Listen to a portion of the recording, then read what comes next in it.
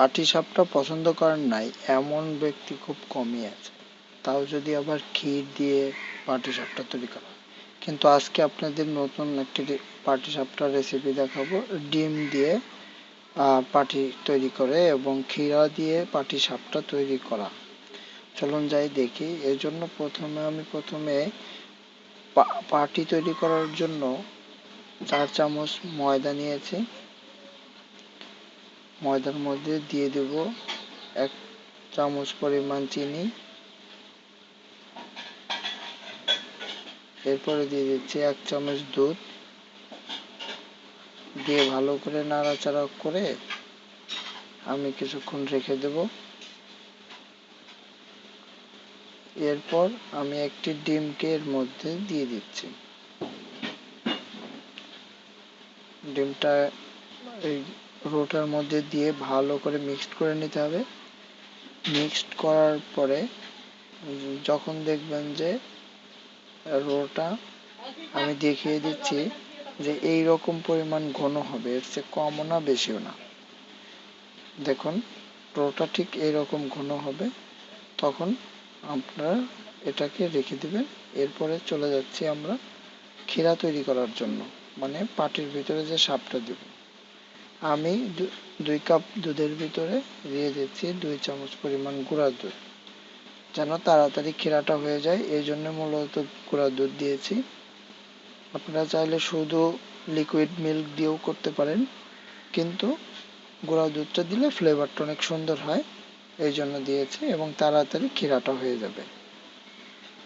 এটা দিয়ে অনবরত নাড়াচাড়া করতে হবে। দিয়ে দিচ্ছি পরিমাণ মতো চিনি। কেউ বেশি মিষ্টি খেলে মিষ্টি একটু বাড়িয়ে দিবেন, আমি কিন্তু একটু মিষ্টি বেশি পছন্দ করি।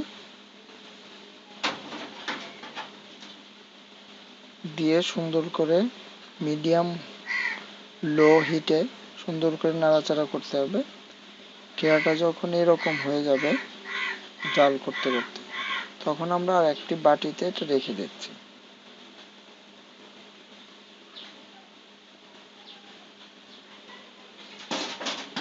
দেখুন ক্ষীরাটার কালারটা কিন্তু খুব সুন্দর হয়েছে, খেতেও কিন্তু খুবই সুস্বাদু এবং মজার হবে।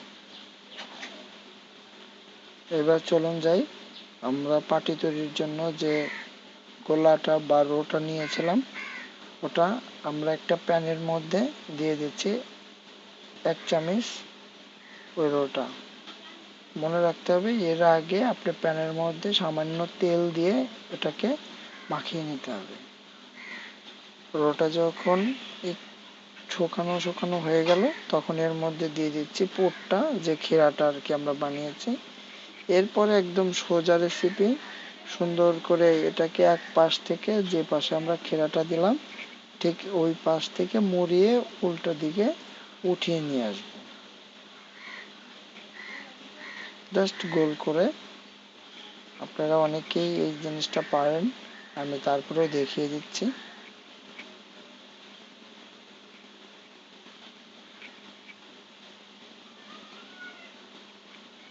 আমাদের পাটিসাপটাটা কিন্তু প্রায় হয়ে গেছে। এটা কিন্তু চমৎকার মজার একটা পিঠা, আমি খুবই পছন্দ করি। দেখুন আপনাদের আর একটা বানিয়ে আমি দেখাচ্ছি। আপনাদের বাড়িতে বানিয়ে খাবেন। যদি কোথাও কোনো কোশ্চেন থাকে আপনারা অবশ্যই আমাদের কমেন্ট বক্সে জানাবেন।